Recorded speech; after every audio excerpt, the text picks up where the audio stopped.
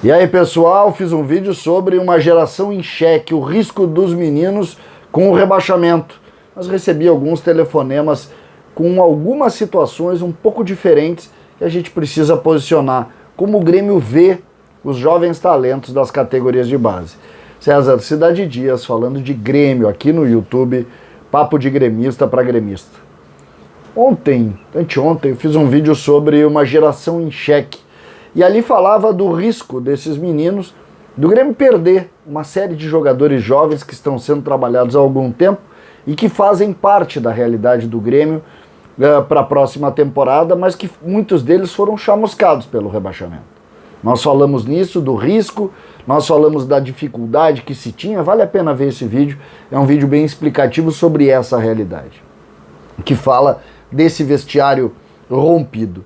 Mas aqui eu já dou o segundo capítulo dessa história, porque falo através de algumas informações que eu tive logo depois disso, porque isso gerou uma repercussão e recebi alguns telefonemas, e ali se dizia o quê?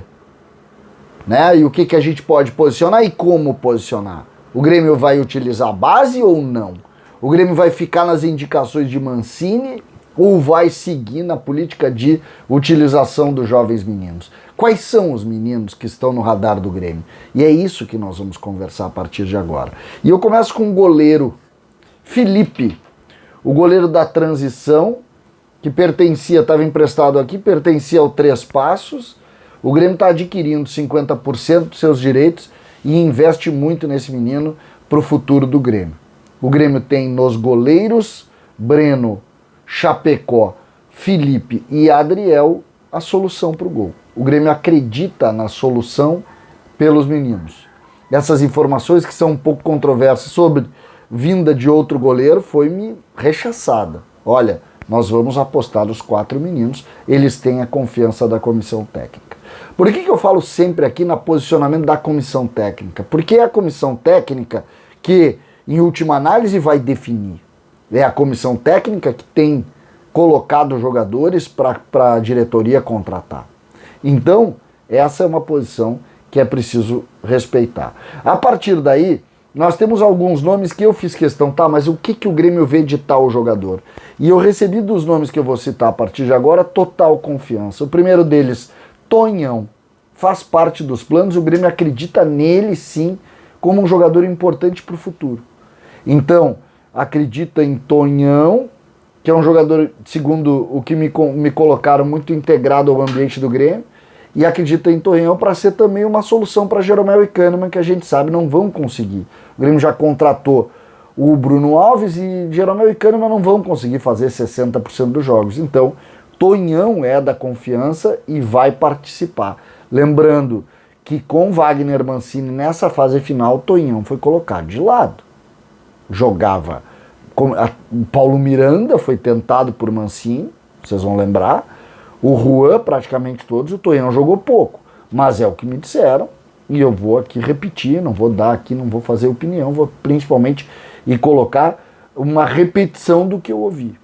Então, o Tonhão está nos planos para a próxima temporada. Outros jovens também, que até geram uma incomodação no que eu falei, porque eu queria entender por que o Fernando Henrique tinha sido escanteado, e me disseram, não, Fernando Henrique faz parte, vai jogar, vai ser utilizado, é um dos 5 volantes do Grêmio. Lembrando que o Grêmio vai ter o Thiago Santos e o Lucas Silva, e tem Fernando Henrique, Bobson e Sarará. Bobson, inclusive, avaliado para renovação de contrato. Lembrando que o Bobson fez uma prorrogação até o final de 22 e Bobson tem muita admiração do Wagner Mancini. E Sarará, segundo o que me disseram, é um jogador que tem... todo mundo adora pela participação, pela forma de conduta e acreditam muito como titular para o Grêmio, talvez não nessa temporada, mas já na próxima. Então essa é uma questão. E um ponto que ficou também curioso para mim é a relação da Taça São Paulo. Vocês lembram que eu falei do risco dessa geração e tal? E aí nesse telefonema eu recebi o seguinte: César, o Ronald vai ser observado demais na Taça São Paulo. A gente tem muita expectativa em relação a ele. O Ronald que tem 18 anos. 18 anos. Então tem isso também, o Grêmio vai olhar a Taça São Paulo como peça também para a administração do grupo na próxima temporada. E eu vou estar acompanhando a Taça São Paulo desde o primeiro dia. O Grêmio estreia dia 3 de janeiro.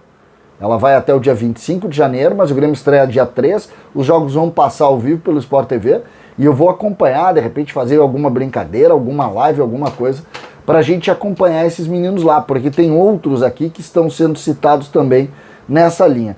O outro jogador eu acabei esquecendo naquele vídeo de falar do Jonathan Robert, a gente acaba não achando tão menino, e o Jonathan Robert também entra nessa linha junto com o Gui Azevedo.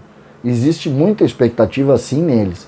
E os mais jovens desse grupo, tirando a última parte desse conteúdo que eu vou falar sobre os jogadores que foram citados lá em São Paulo, mas a última parte é com relação aos dois principais nomes, eu acho, que é Elias, o centroavante, que as pessoas têm sim expectativa, aquela história, ele sentiu e não sentiu, ficaram até bravos com o que eu falei, porque isso circulou internamente, mas o pessoal se incomodou, disse, pô, César, esse cara aí é um dos nossos caras.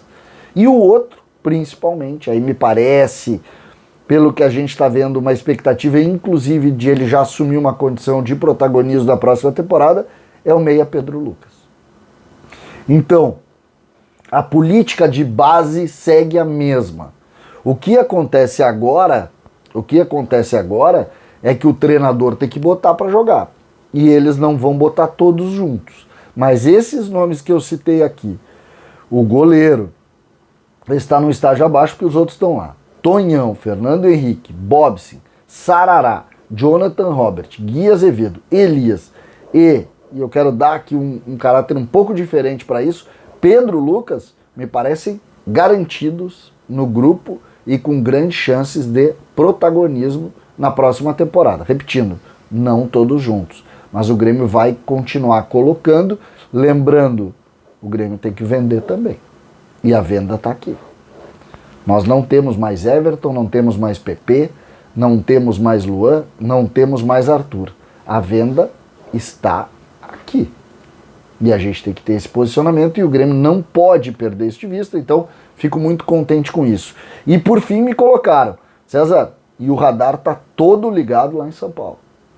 Aquilo que eu falei lá do Ronald serve para Zinho, para Rubens, para Cuiabano e para Cauã Kelvin. Esse é o mais novo do time junto com o Iago. Dois meninos que me falaram, e já me falam há algum tempo, maravilhas. Portanto, essa é a relação.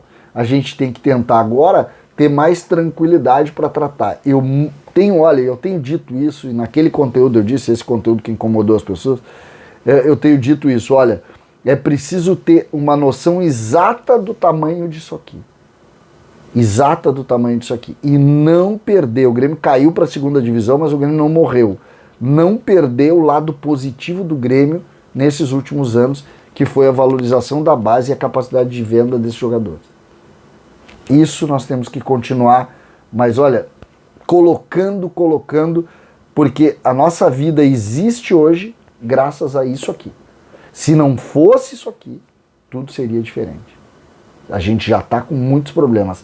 Se não tivesse isso aqui, a gente teria outros e mais problemas. Portanto, só para fazer o reparo com relação àquele conteúdo que eu montei, que eu disse uma geração que está em xeque, que está sob risco, em razão de tudo que a gente ouviu, mas parece que não é bem assim. A política de utilização dos meninos vai continuar e ela é uma prioridade do clube, e eu tenho que fazer justiça aqui em lembrar isso, porque eu fiquei preocupado, mas quando eu escuto as informações sobre esses nomes, eu tenho a certeza de que nós vamos ver muitos deles aí atuando. Se eles vão atuar, o Grêmio se organizando, jogando bem, eles vão estar na vitrine, vão estar crescendo, vão dar contribuição técnica para o time e naturalmente vão dar também a contribuição financeira lá no final. Lembrando, o Grêmio vendeu já o Wanderson nessa temporada e o Grêmio precisará vender talvez mais 2 Wandersons.